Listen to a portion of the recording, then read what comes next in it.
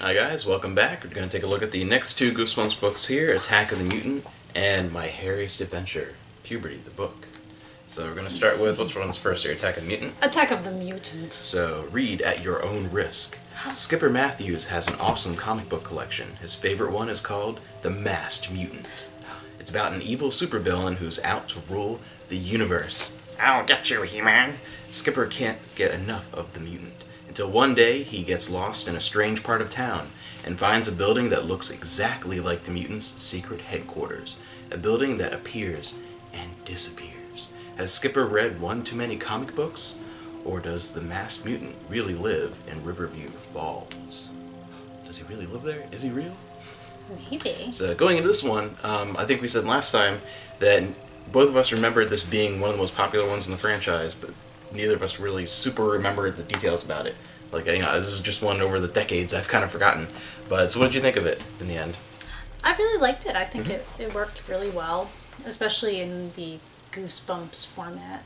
Yeah. He sticks to. I think it really worked. Yeah, and well. I was really impressed with how it came across as a Goosebumps book, not just like a different book pretending to be Goosebumps, but it also had a bit of a comic book feel. Yes. Like it actually it meshed that pretty well, and I think that's what makes it so good and makes it so popular, that it stands out and it's memorable because it's different enough with that comic book feel, but it still feels Goosebumps. Yes. So I think it did really well. It's not one of my absolute favorites, but I gave it an 8 out of 10. I thought it was good. I gave it a 9.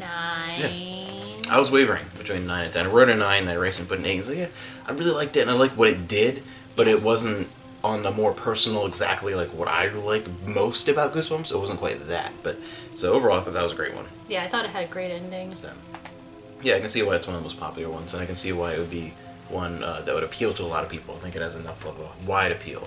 Yeah. And then we have My Hairiest Adventure. He's having a really, really bad hair day. Larry Boyd just found the coolest thing in the trash because... It's a used tampon. No. Oh. It's an old bottle of Instatan.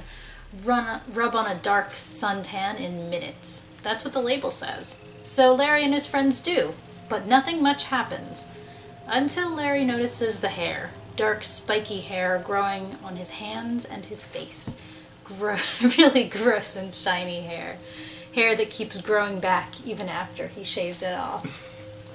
This is like the story of your life, I feel like. We were actually talking about this in the very beginning, at least. It's just like funny. It's like an extreme version of puberty. It is. Because and I think, and a lot of them, I think some of the best and most memorable Goosebumps ones, at their heart, are really talking about something that kids experience, the way kids experience it, because it is much bigger and more horrifying, like the experience of being at camp and not being able to escape, or the experience of performance anxiety and like different things, and this is like puberty, and like those are some of the best where it's hidden as a monster tale, and like those are the ones that really work, and it just like, oh, this reminds me of like between 6th and 7th grade, and like when I first started growing a beard and things like that, and like, but overall I really liked, I think this is one where I think I really liked it because of that aspect, how it is just like puberty. And then also I think the twist ending really worked, because those are very... I really like the ending. Those are kind of 50-50 for me, because some of the books, I really like the book, and then it gets a twist ending, and it's just like, oh, really? And then sometimes the twist this ending. works. This was great. I like it. I thought it was weird that the cat's name is Jasper, because that's a weird cat name. I like that for cat. Jasper's a girl, which I think is also really weird. Yeah. Is Jasper a girl's name? I feel like Jasper's a boy's name. I don't know. I think it could be either. But skip ahead if you don't want to spoil anything. But